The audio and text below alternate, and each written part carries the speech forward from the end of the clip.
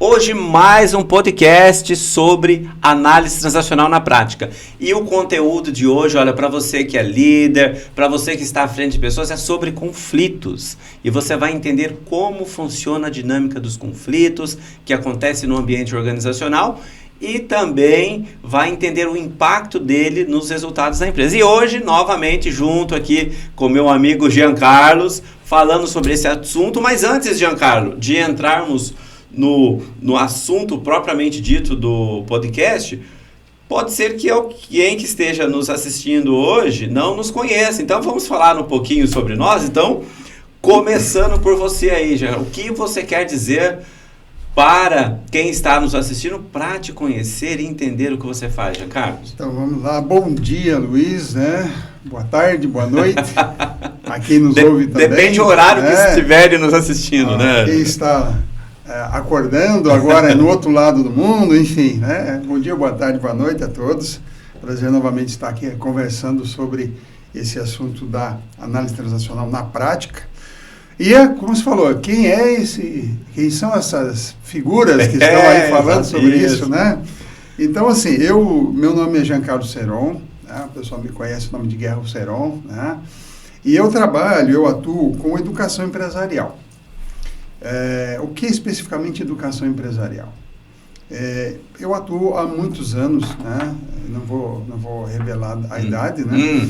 Mas eu atuo há bastante tempo com excelência de gestão na área de qualidade, com gestão de competências, né? São duas linhas principais aí, e governança.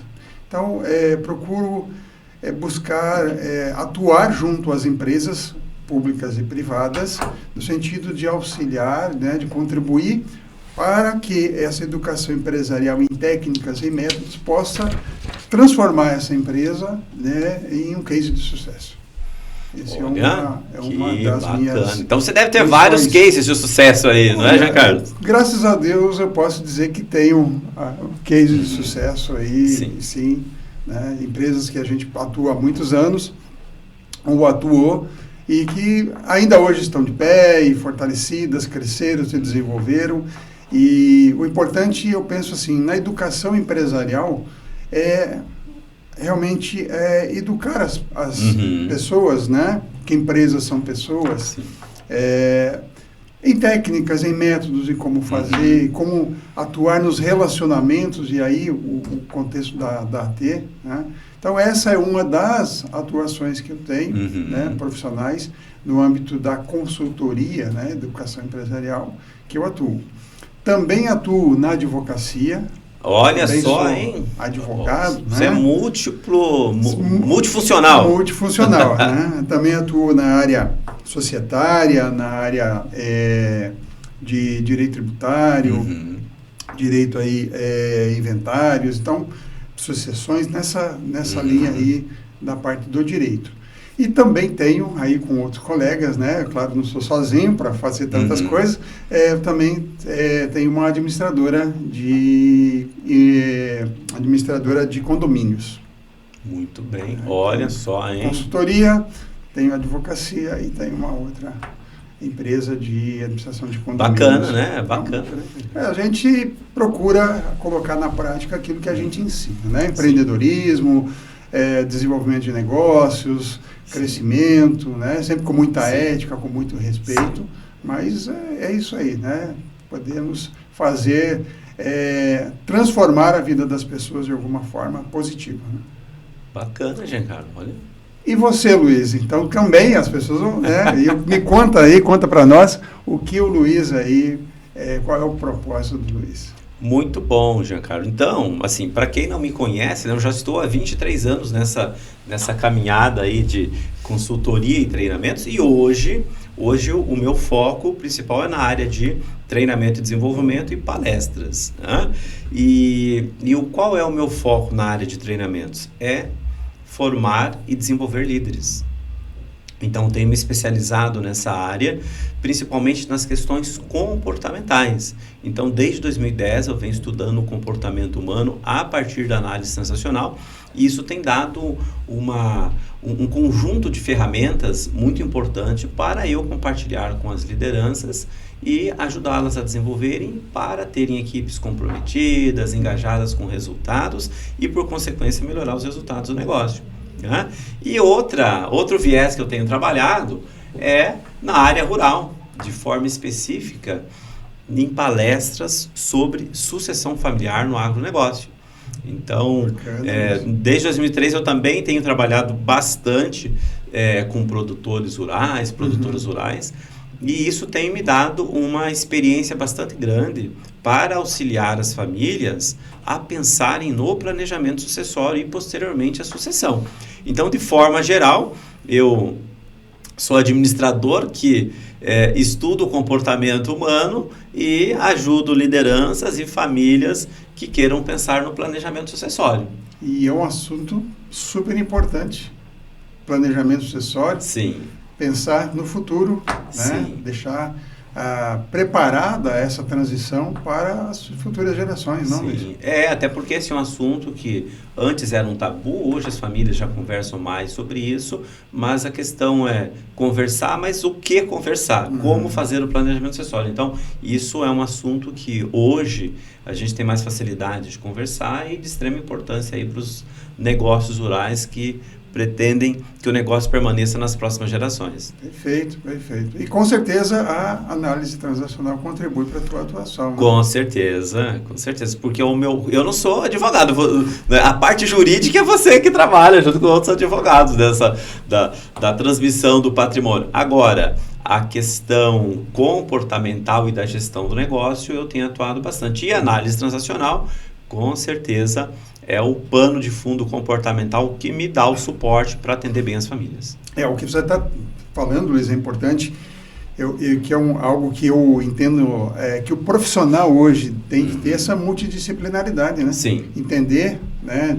Atua numa área, mas ele compreende várias outras disciplinas, né? Sim.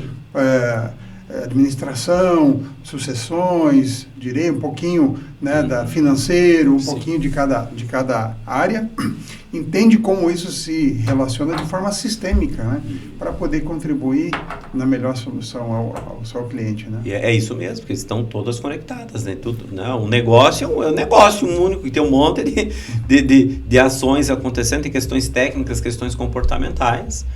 Então, essa multidisciplinaridade aí de entender de todas as áreas aí, não de ser especialista, né? A gente se especializa cada uma, mas de entender, né, como é que funciona cada uma das áreas é muito importante. Bacana, Luiz. Muito bem. E será que tem conflito? Rapaz, conflito. Que é o nosso tema de hoje. É verdade. Conflito, não importa se é numa empresa urbana, numa indústria, ou numa propriedade rural, o conflito sempre existe. Né?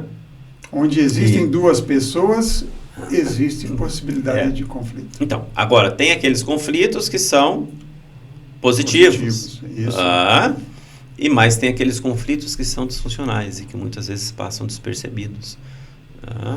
Exatamente. Então, conflito é positivo quando ele mobiliza, né? Faz com que as pessoas se mobilizem para buscar uma solução. Sim. Né? No sentido construtivo, num dissenso construtivo. Né? Sim. Vai transformar de forma positiva essa situação indesejada em algo, né? Algo melhor. Então, ele tem sim um conflito, um viés positivo de poder impulsionar em busca de uma solução, de um melhor caminho, de uma inovação, de uma renovação. Né? Inclusive tem alguns conflitos, a partir daqueles, de alguns conflitos que vão surgir as inovações, que é o que você está trazendo, né? Inovações, porque onde não tem conflito também não muda nada, né? Onde não tem conflito, tudo está calmo, né? Onde está calmo, está tudo tranquilo.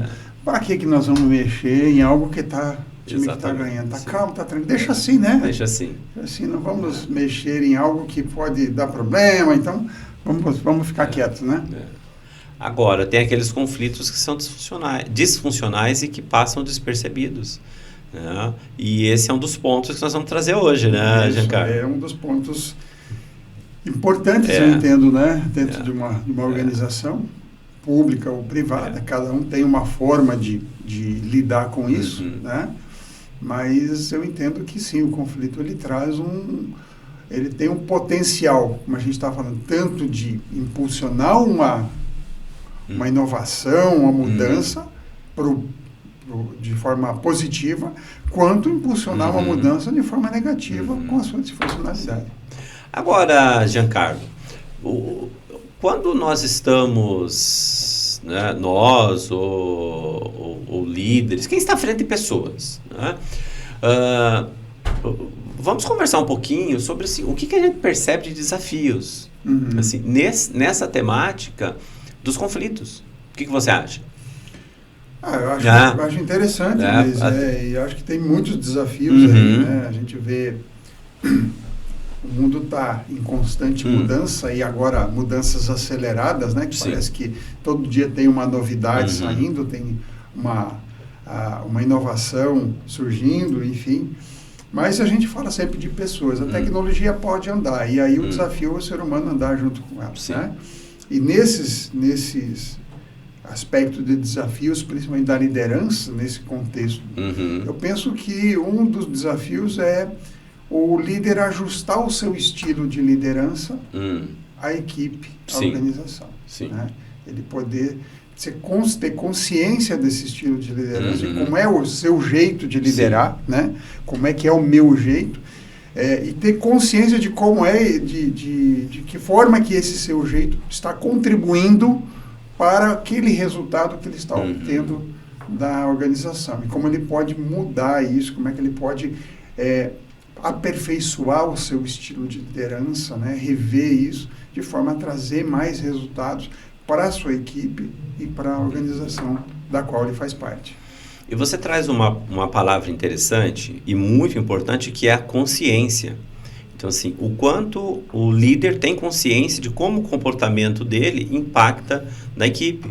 E esse é um dos desafios também, Giancarlo, que eu tenho percebido, que é assim, como que o comportamento do líder, nesse quesito conflitos, impacta nos resultados da empresa.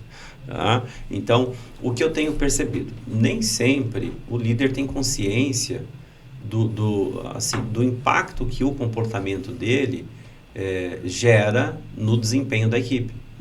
Tá? Então, por exemplo, quando o líder é mais crítico, não ouve muitos funcionários, ou assim, é um crítico que leva o outro a não se sentir bem.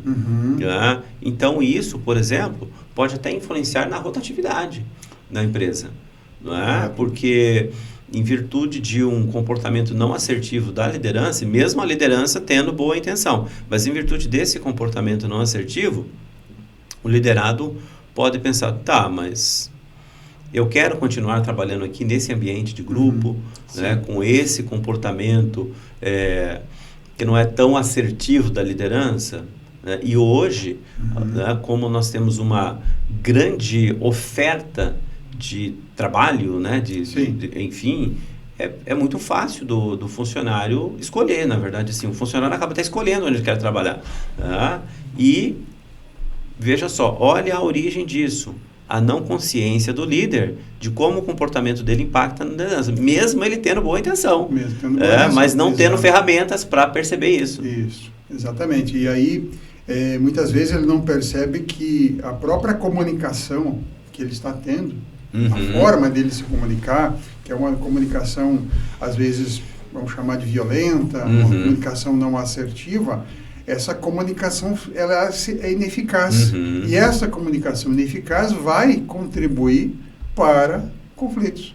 Não há transparência, não há eficácia na delegação, na direção. Então, isso contribui para que aquele grupo a qual ele esteja liderando tenha dúvidas, tenha situações aí de mal resolvidas, mas eu entendi uma coisa, eu entendi outra, e aí você começa a contribuir para situações conflituosas. Por quê? Porque a comunicação não é assertiva, né? E veja só, né? Assim, isso por falta de consciência. Por falta de consciência. Que, por consequência, falta de autoconhecimento. Exatamente. Percebe? Então, assim, o líder está com a boa intenção, ele quer entregar um bom resultado, no entanto, não tem ferramentas eficientes para essa entrega de resultados. E o relacionamento com a equipe vai ficando comprometido, aí gera rotatividade, baixo comprometimento. Então, olha só, né, a importância do que nós estamos falando hoje aqui. E aí o líder, ele não... Uma outra questão é que a comunicação é deficiente, aí a própria equipe não tem funções delegadas de forma adequada, a própria autoridade não está bem definida, e aí você vai fomentar situações de conflito, de mal-entendidos, de fofocas, de culpas, né? A culpa é de um, a culpa é do outro, e ficando que ficou de fazer, Beltrano que não fez, e aí... Então, essas situações que eu percebo que são comuns, né? E até situações que não são verbalizadas, situações de omissão também, muitas vezes, né? Olha, em vez de eu falar e alguém achar ruim, deixa eu ficar quieto. Também, porque a omissão também é uma ação. Sim.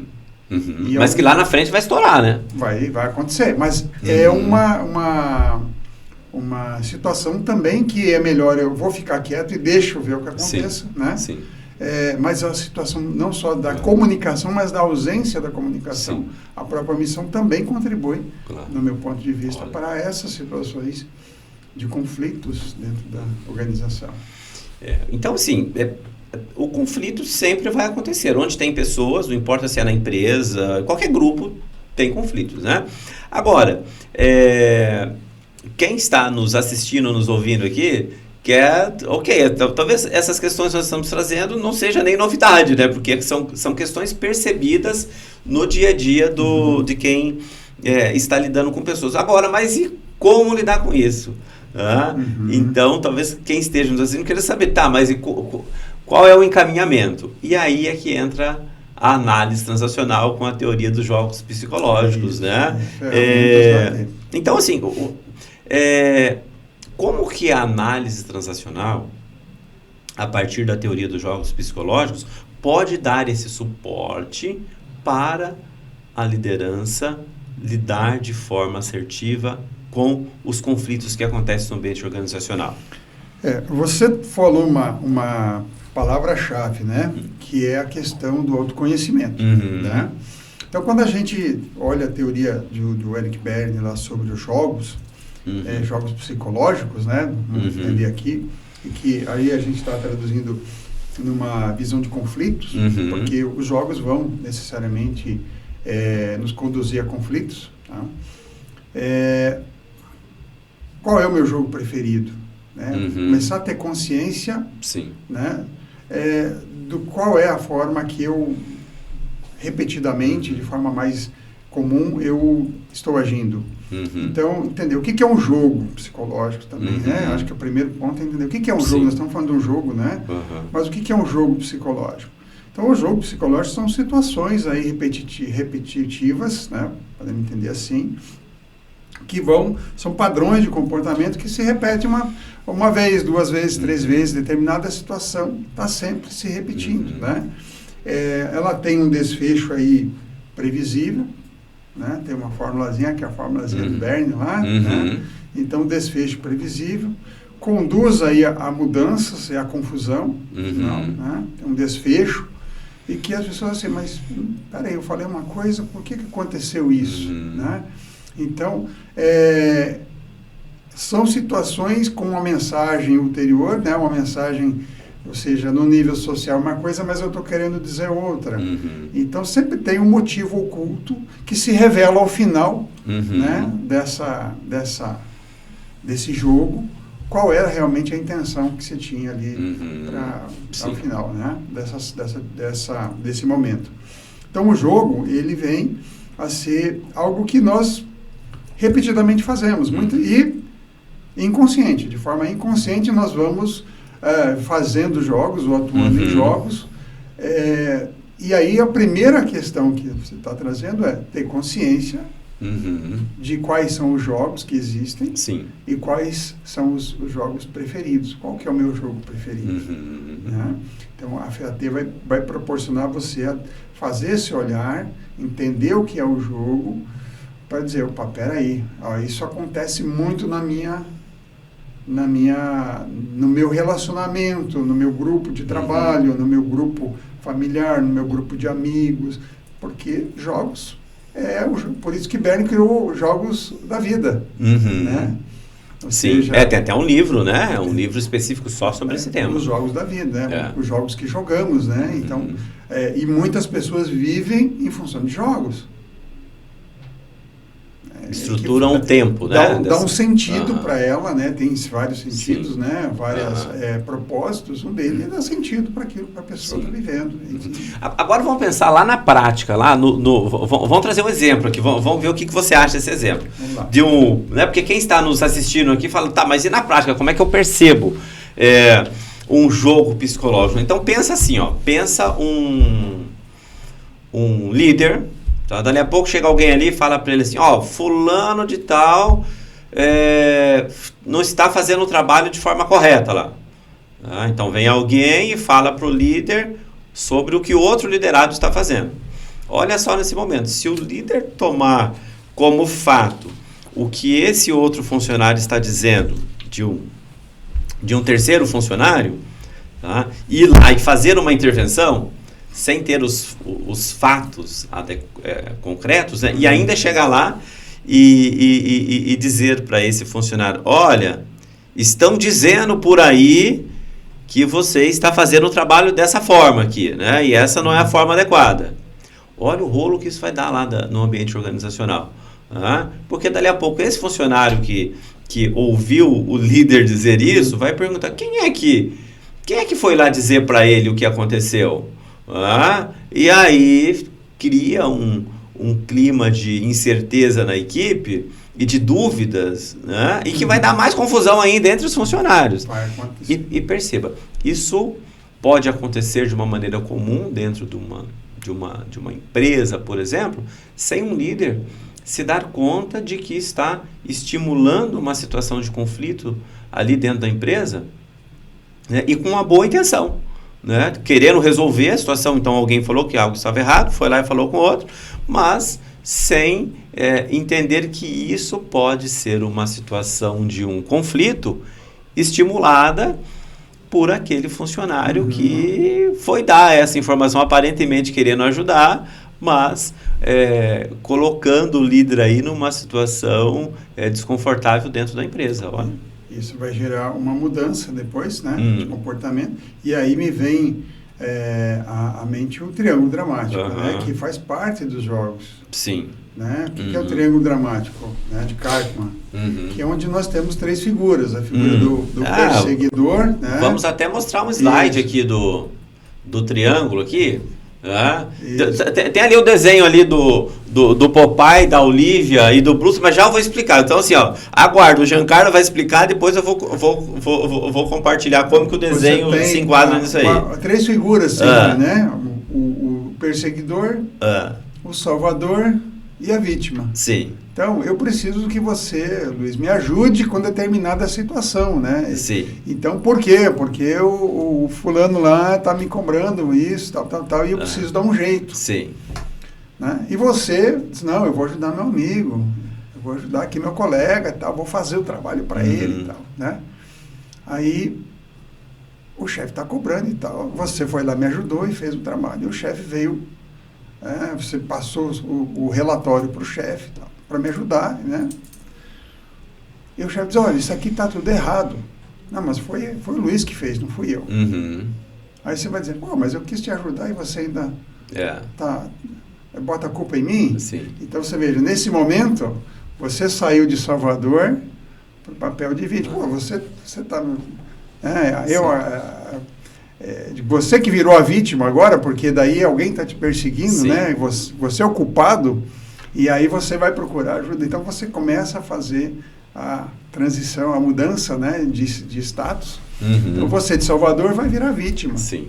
Né? No jogo faz essa transição. E o perseguidor pode ser que vire um salvador. Agora não, deixa eu pedir ajuda lá agora pro chefe, porque isso aí não é bem assim essa história. E aí fica aquela novela, né? Pois do drama, Sim. todo o drama, ele é baseado no triângulo dramático. Sempre tem um perseguidor, né? Sim. Na história, nas histórias, sempre tem alguém que está perseguindo. Os filmes aí, novelas, né? Perseguindo alguém, né? Há uma vítima e há um salvador. E aí pode ser que em algum momento mude, o salvador vire a vítima, e aí, enfim, né? Todas as histórias são baseadas aí, se a gente olhar, né, atentamente, no triângulo dramático, por isso do drama. Né? E isso acontece frequentemente dentro da organização. Nos conflitos, sempre tem alguém, né, que é o perseguidor. Alguém é a vítima. Sim. E alguém é que vai chegar para salvar. Então, você... Então podemos dizer, Giancarlo, veja só, né? Nós estamos aqui conversando tal, e quem está nos assistindo, talvez seja a primeira vez que eles estejam tomando contato com esse assunto que nós estamos trazendo aqui. Né? Então, nós poderíamos dizer, a partir desse exemplo que você está trazendo, que a análise transacional pode ajudar a liderança, por exemplo, a fazer um diagnóstico do que está acontecendo e entender se aqueles conflitos que estão acontecendo ali, se são saudáveis ou não para a equipe, enfim. Tem jogos comuns dentro das organizações, né, Luiz? Por exemplo, vou dar mais um exemplo para auxiliar. Você vem e pede minha ajuda. Olha, eu preciso terminar esse nosso relatório, estou meio sem tempo aqui e eu preciso resolver isso. Você me ajuda? Não, te ajudo. Olha, mas por que você não faz, não delega isso para fulano? Não, Luiz, eu já tentei, mas é meio complicado. Isso não dá certo. Aí você vai dizer, não, mas então por que você não automatiza isso, né? Sim, mas é meio difícil, Luiz, isso deve levar muito tempo a aprender, não dá.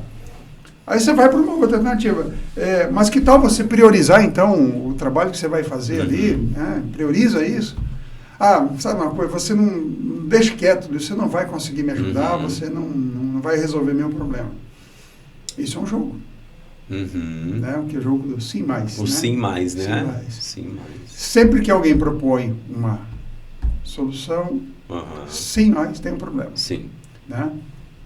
Então, é um jogo que a pessoa implicitamente lá, teoricamente, pede uma ajuda, mas ela nega ajuda para ao final dizer que você não tem competência para ajudá-la.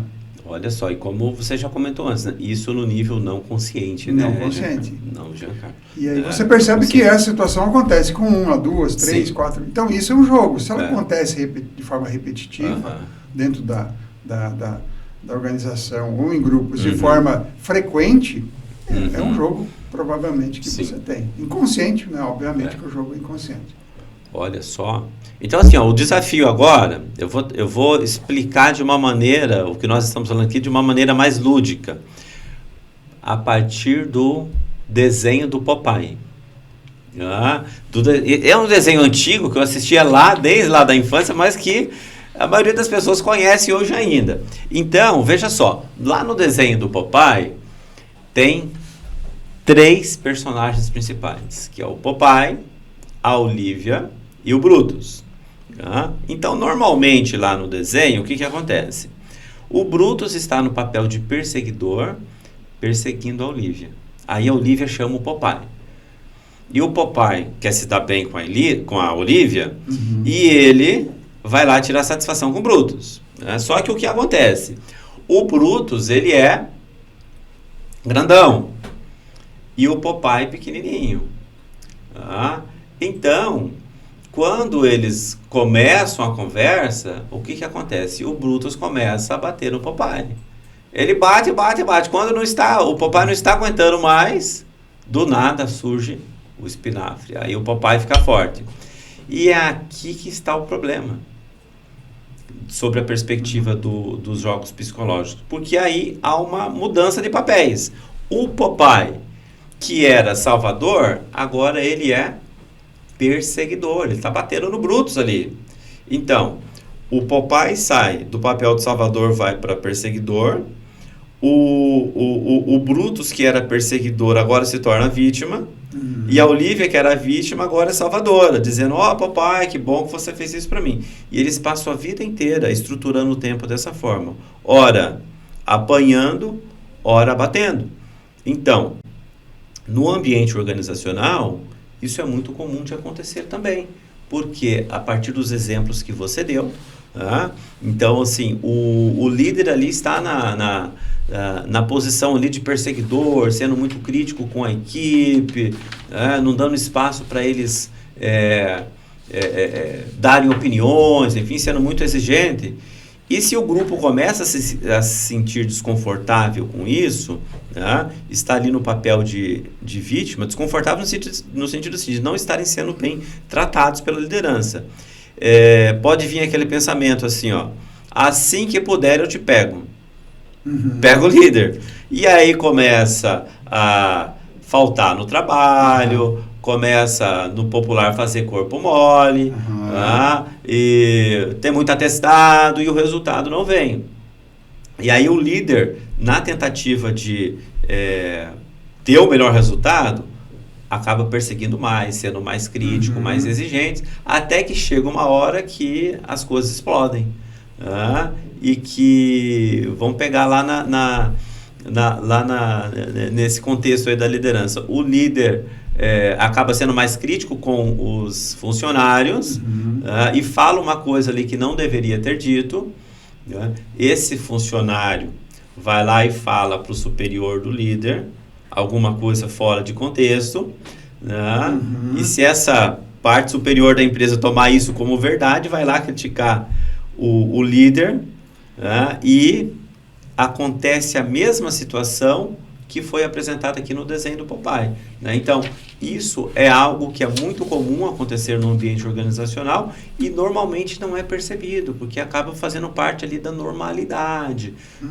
Fica assim, os funcionários não têm motivação, não querem fazer o trabalho da maneira adequada. E se a gente for conversar com os liderados, eles vão dizer: o líder aqui é muito exigente, não trata bem. E aí fica uma coisa que não se resolve, E aí fica um ambiente tóxico, claro, o resultado não vem conforme o esperado, e aí, se o líder não tem uma ferramenta para diagnosticar isso, acaba passando por um longo período aí com essa dificuldade de liderar a equipe. Isso. E às vezes a vítima, hoje a gente tem muito nesse contexto, A vítima, às vezes, vamos dizer assim, aquela vítima silenciosa também, Sim. Em situações mais silenciosas. E eu estava aqui, eu fiz até uma anotação de um jogo que eu acho que tem um desfecho, porque os jogos também têm níveis, Os conflitos, assim como os jogos, têm níveis. Primeiro grau, segundo grau, terceiro grau, Então, o primeiro grau é aquele que, vamos dizer assim, não traz grandes repercussões, Faz leve desentendimento. Coisas, assim, passageiras, normais. No segundo grau já tem um pouco mais de força isso, então as coisas já são um pouquinho mais tendenciosas a um conflito mais aberto, mais explícito, situações mais ríspidas, quase violência, quase violência. Tem um bate-boca ali, algumas coisas mais fortes, assim. E o terceiro grau, que, como dizia a Bernie, acaba no hospital, no hospício ou na cadeia, no tribunal. Sim. E aí é onde a gente vê muitas coisas acontecendo, É comum hoje, E aí um dos jogos que eu anotei aqui, um dia eles vão me dar valor. Que é aquela pessoa que se dedica, Ela faz mais do que deve ali, ela tá...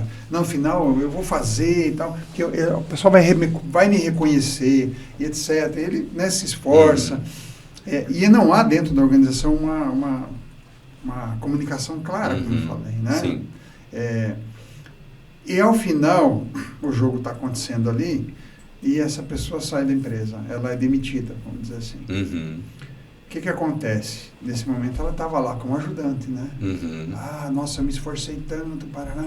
Qual que é a mudança? Ela passa a ser vítima. Né?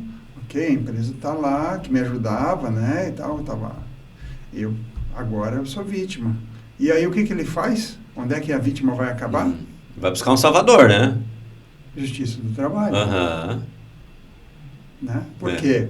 Porque houve ali um jogo, Sim. não foi resolvido, não foi percebido, e ao final teve a mudança que vai acabar no tribunal. Então, quer dizer, muitas das ações trabalhistas são provenientes de jogos psicológicos, do desfecho, né? Eu entendo que sim, né? Por conta de... É claro que não é só, né? Tem vários motivos, mas mas uma parte deles é proveniente disso. É proveniente porque você tem comunicação ineficaz, você tem, né, todas essas questões conflituosas, mal resolvidas, né, falta de reconhecimento, você tem N situações ali, né, algumas talvez mais claras, outras não, mas você tem um conjunto de informações, de situações que vão contribuir para que esse jogo, né, aconteça. E ele vai acontecer e vai terminar no tribunal. Olha só, olha assim o impacto dos jogos psicológicos no ambiente organizacional, né? Quando a liderança não tem a consciência disso. Exatamente. Sabotagens, né? Sabotagens internas, de tempo, de coisas feitas erradas, enfim. Você vai ter sempre conflitos e jogos que estão acontecendo porque tem situações mal resolvidas ali. E jogos acontecendo em nível psicológico, né? Então podemos dizer que quando o líder ele entende sobre o funcionamento da personalidade humana, a liderança dele pode ser mais potente? Sim, com certeza será mais potente. Será mais potente, né? Agora, quem está nos assistindo aqui fala, tá, mas e como é que eu desenvolvo habilidades nessa área? Como é que eu posso aprender sobre jogos psicológicos para o líder realmente conseguir entender como fazer esse diagnóstico e as intervenções, né?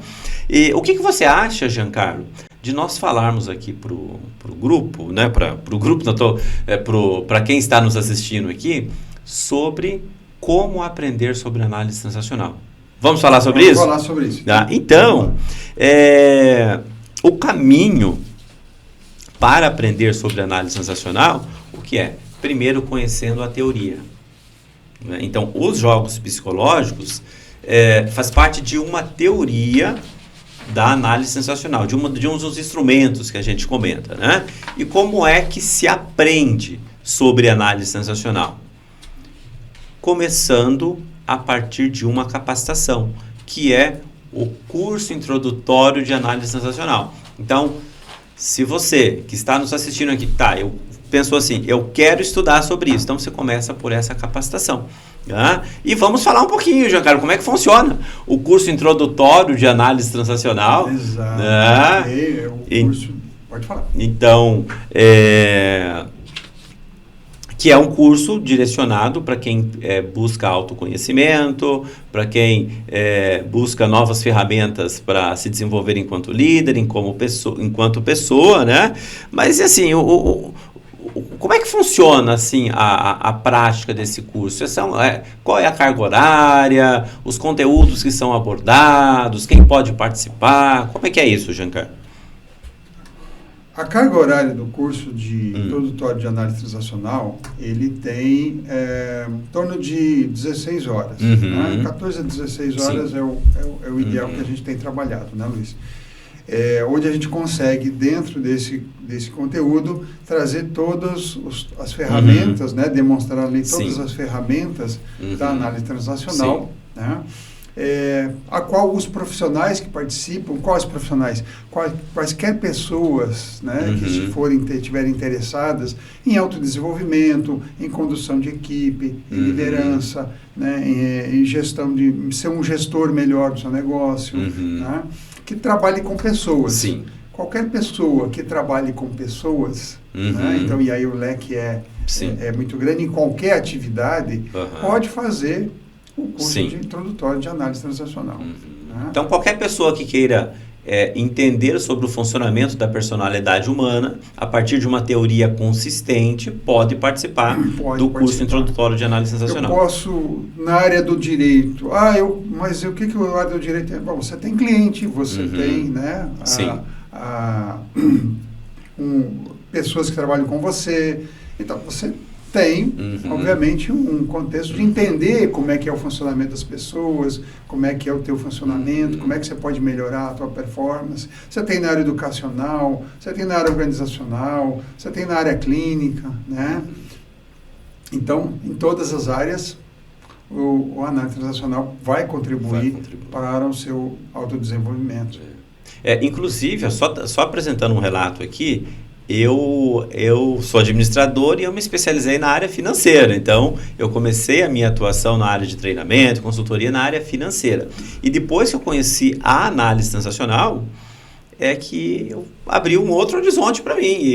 Então, eu trabalho com liderança, desenvolvimento de líderes, formação de líderes, enfim, e sucessão familiar em virtude da base teórica que a análise transacional deu para mim. É claro que nós estamos falando do curso introdutório de 16 horas. Né? Depois tem outras etapas ainda, depois que quem está nos ouvindo aqui, depois que participar, aí você vai entender quais são os próximos passos aí para se especializar em análise transacional. Por isso que é o curso introdutório. Introdutório. Para você ter as noções, mesmo sendo um curso introdutório, ele permite você ter uma abordagem já diferente. Sim. A partir dessa primeira visão, você já vai ter condições de olhar as tuas relações de forma diferente e entender os processos, por que as coisas acontecem, por que nós funcionamos da forma que funcionamos. Não, é uma teoria fantástica, né? E a partir daí, poder já começar a pensar em mudanças, né, no seu funcionamento, obviamente que o seu entorno vai já traduzir mudanças. E é interessante, né, Jean Carlos, porque assim, muitas pessoas não conhecem a análise transacional e não sabem do potencial que ela tem. Normalmente quem vem para nós, e daqui a pouco nós vamos passar um vídeo para... Né, quem está nos assistindo aqui perceber melhor isso, mas a maioria das pessoas não conhece a análise transacional e normalmente quem vem para participar de capacitação conosco é quem ali numa pós-graduação ou numa formação teve ali uma breve aula sobre análise transacional e quer se aprofundar, né? Então, assim, você que está nos assistindo aqui, assim, permita-se conhecer a análise transacional a partir do curso introdutório de análise transacional, porque não importa se você é líder, se você é da área da psicologia, se é advogado, a análise transacional vai fortalecer a sua atuação. Exatamente. E eu posso dizer assim, na minha trajetória profissional, lá atrás, eu sentia necessidade como consultor e também instrutor, de compreender os fenômenos que aconteciam dentro da organização.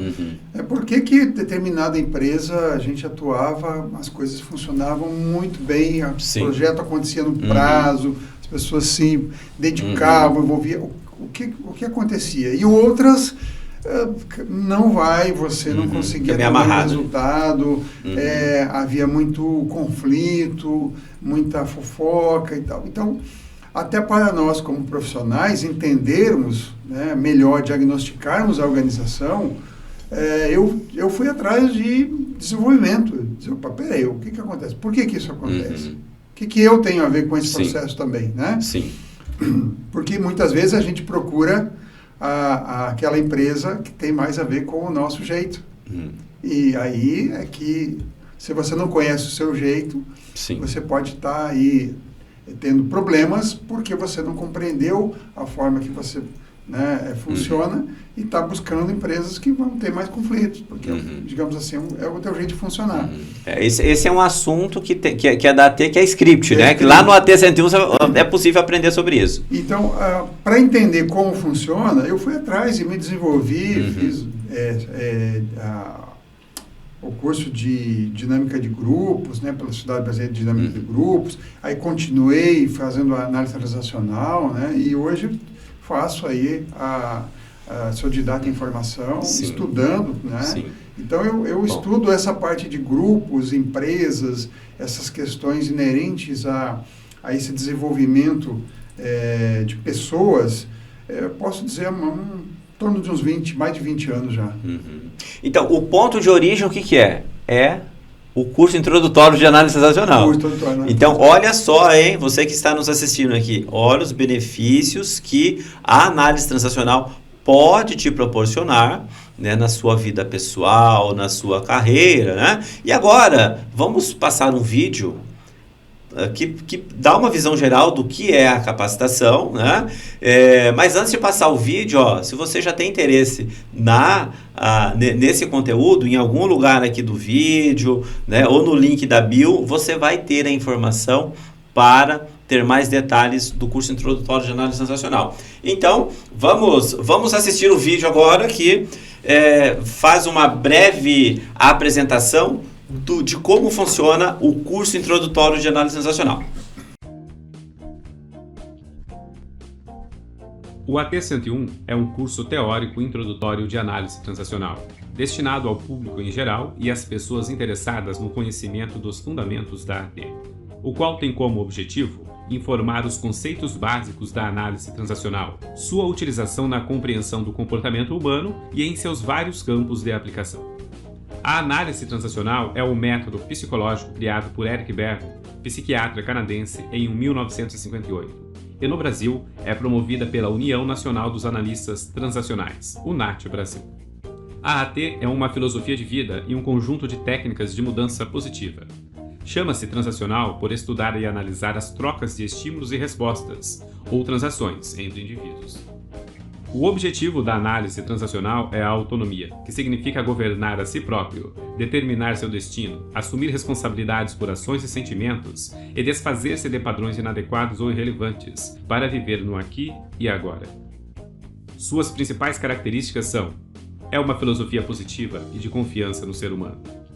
É um modelo de aprendizagem para estar bem. É simples e natural e fundamenta-se em necessidades biológicas, psicológicas e sociais, sendo objetiva, diagramável, preditiva e preventiva. Ela é contratual, é uma meta objetiva, mensurável e de mudança positiva de comportamento. E é igualitária.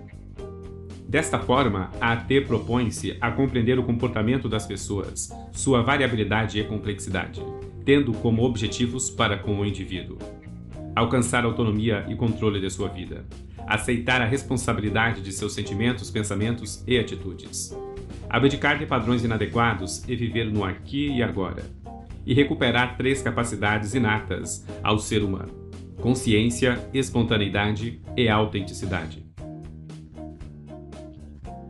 Bom, então, estão aí as informações do curso introdutório de análise transacional, mas pode ser que você não nos conheça, né? Esteja nos assistindo aqui agora, nesse momento, esteja se perguntando, mas quem é o Luiz, quem é o Giancarlo? Então, eu vou dar uma outra dica para você. No link aqui também do vídeo, em algum local, você vai encontrar um link para entrar no nosso grupo do WhatsApp.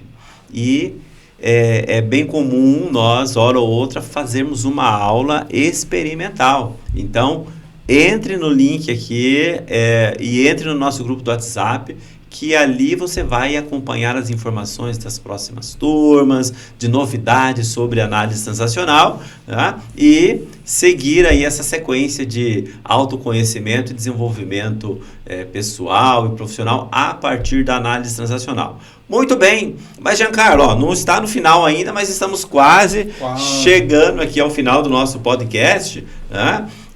Agora, de uma maneira assim bem objetiva para nossa audiência aqui, como que a liderança, né, a partir do que nós vimos ali dos jogos psicológicos, dos efeitos negativos que ela traz para o ambiente organizacional, como que a liderança pode se proteger, né, dessas situações de conflitos disfuncionais, né, que a análise transacional a gente chama de jogos psicológicos? Como que a liderança pode se proteger desses tipos de conflitos? Eu penso que pode ter algumas formas, né, Luiz? Uma delas é refletir sobre os próprios padrões. Uhum. Né? Primeiro passo, qual é o meu padrão repetitivo? O que eu estou fazendo, né, de forma contínua que eu não tinha percebido? Tá no automático. Opa, escutei o Seron e o Luiz conversar lá, deixa eu sair. Não, peraí, o que está acontecendo? O que acontece comigo com frequência? Sim. Então, qual é? Vamos refletir sobre esses padrões. Buscar educar, se educar e educar a sua equipe na AT. Né? É o convite do 101. Sim. Né? Não só... também fazendo um convite, né, Luiz, para um desenvolvimento organizacional, para a sua equipe poder fazer... entender todos esses conceitos da análise transacional. Então, ter essa educação, né, da AT é uma outra... De conhecer, né? De conhecer a teoria. Entender como isso afeta esse grupo, o nosso grupo de trabalho, e de que forma nosso grupo de trabalho pode usar também o nosso estado de ego adulto. Está mais no aqui e agora. Que esse que talvez alguém esteja nos assistindo pela primeira vez, né? Você falou estados de ego, que é uma outra ferramenta da análise transacional. O conhecer os estados de ego, né? Que é o que? O estado de ego adulto é pensar com base em dados e fatos, estar no aqui e agora, né? Estar no presente. Então, poder utilizar de forma racional, né, de forma avaliativa, entender a situação do momento. Então, estar presente no aqui e agora. Isso também vai contribuir para que ele não entre em jogos, para que ele consiga perceber esse conflito acontecendo. Né? Que mais? Uma comunicação mais autêntica, então tentar ter uma comunicação mais assertiva, né? Mais transparente, mais assim, sem segundas intenções, que a gente fala, que não sei, comunicação interior, né? Que as transações lá são uma outra ferramenta da T. Que lá no popular são as mensagens indiretas, né? As falas indiretas. A gente às vezes escuta aquela frase comum, né? Para um bom entendedor, meia palavra basta. Então. Ok, para um conflito isso é, então, um chamariz do conflito, né? Porque se você pode falar, né, o que realmente tem que falar, por que você vai usar meias palavras, né? Você dá margem de alguém entender algo que a pessoa vai entender algo que você disse e que você não disse. Sim. E aí começa, né? Então, a comunicação assertiva, eficaz, né? É uma outra forma de ter essa forma de evitar jogos. Reconhecer, né, os convites aí que você tem na sua atuação, no seu dia a dia, os momentos que alguém está te convidando para um jogo, para ter um conflito, né? Porque tem uma coisa que você colocou ali na tela, que é a questão do reconhecimento. Né? Que muitos reconhecimentos, às vezes um jogo, ele é uma forma de obter um reconhecimento, ainda que negativo.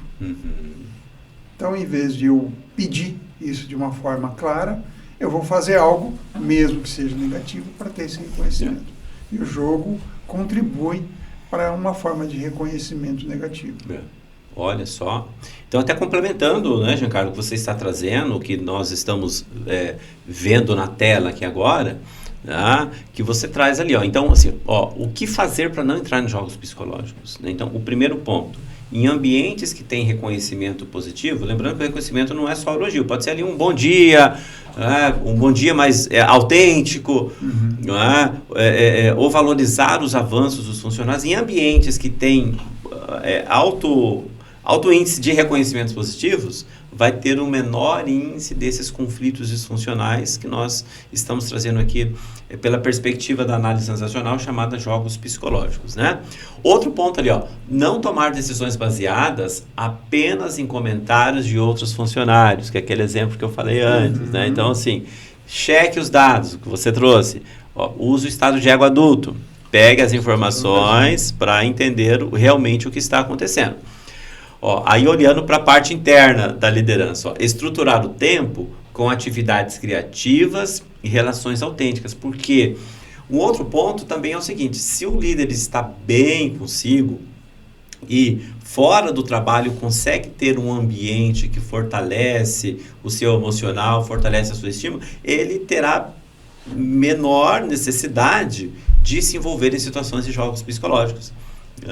E o último item, estar bem emocionalmente com consciência de seu processo interno. E essa consciência de seu processo interno é autoconhecimento. Mas vale a pena olhar assim, assim, você que está nos assistindo aqui, como é que você está emocionalmente? Você está bem? Ou você sente que internamente precisa mudar algo está desconfortável? Porque se isso for frequente, é importante olhar para isso. Por quê?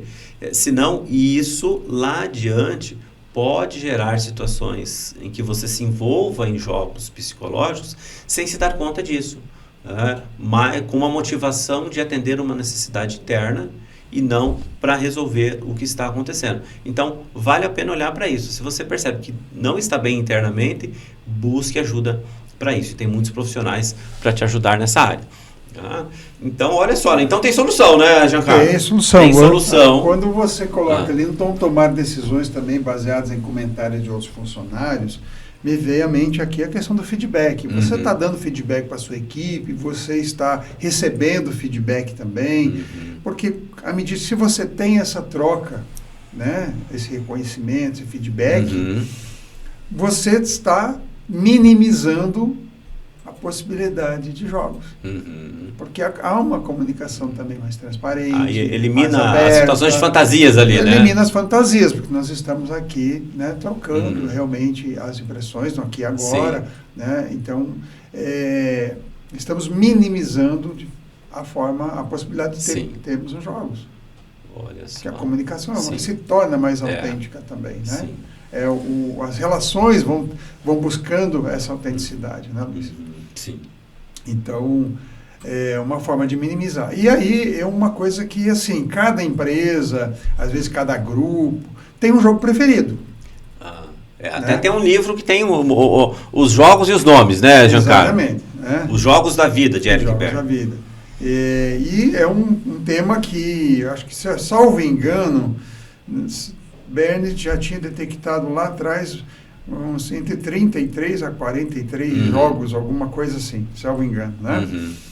E claro que tem muito mais. Sim.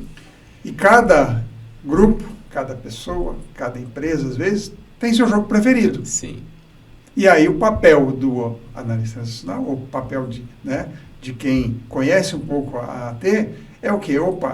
Conseguir perceber esse jogo para não entrar no jogo. Tá vendo? Olha só, hein? Quanta coisa conversamos aqui hoje, hein, Giancarlo? E passa rápido. Já estamos terminando aqui o nosso podcast sobre jogos psicológicos, né? Mas como estamos chegando ao final, vamos iniciar aqui as considerações finais desse nosso bate-papo aqui sobre análise transacional de jogos psicológicos. Então, assim, o que nós poderíamos dizer, Giancarlo, para os empresários, os líderes, os profissionais que estão nos assistindo aqui, sobre como estimular um ambiente com menor incidência de jogos psicológicos? O que é que nós poderíamos deixar de mensagem final para eles? Olha, eu teria uma mensagem assim, que um ambiente onde cada pessoa é ouvida, né, se sente vista, ouvida, respeitada, os jogos emocionais, os jogos psicológicos perdem espaço. Né? Há uma escutativa, e aí nessa escutativa a empatia é um antídoto para os jogos. Sim.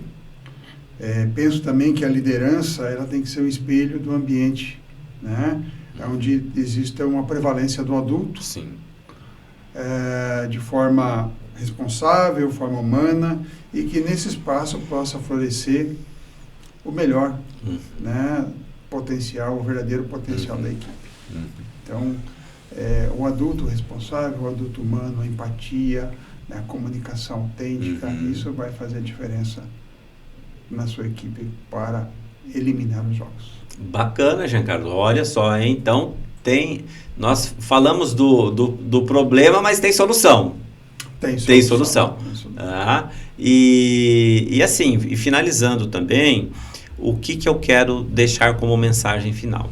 Então, tem uma frase que eu sempre utilizo quando estou em formações de líderes, preparando líderes, que é a seguinte, e que tem a ver com análise transacional. Então, o líder eficaz conhece a si mesmo, entende o comportamento dos liderados e funcionamento da equipe para fazer intervenções assertivas e autênticas.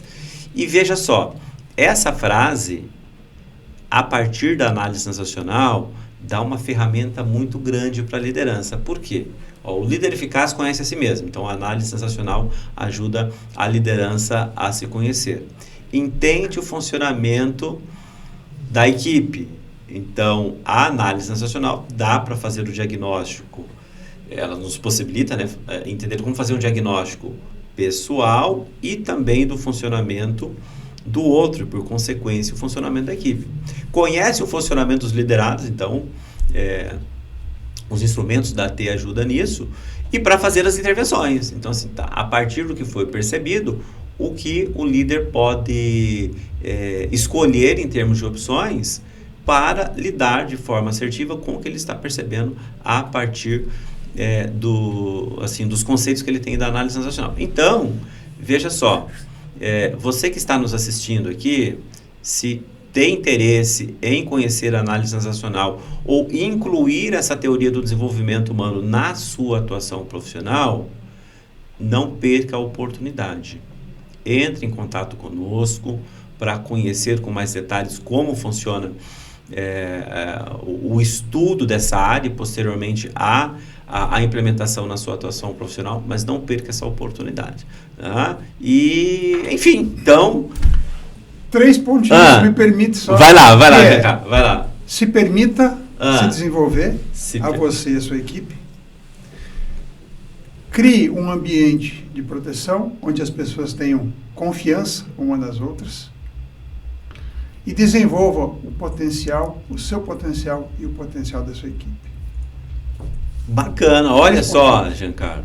Então você que está nos assistindo aqui foi quase como se fosse um curso de análise transacional, né? Imagina você aqui, junto conosco aqui, conversando sobre esse tema, podendo trazer as suas questões aqui e nós podendo contribuir com o seu desenvolvimento pessoal. Então, bacana, né, Giancarlo? Espero que vocês que estejam nos assistindo aqui possam estar conosco no momento presencial, né?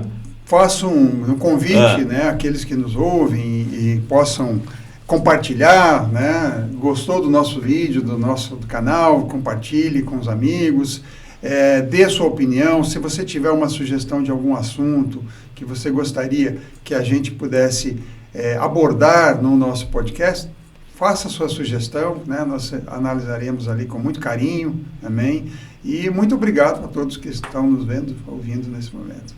Muito bom então, Giancarlo, olha, bacana aí, né? Muito bom estar com você aqui novamente, e a gente se encontra no próximo podcast ou presencialmente aqui com você numa capacitação conosco. Abraços!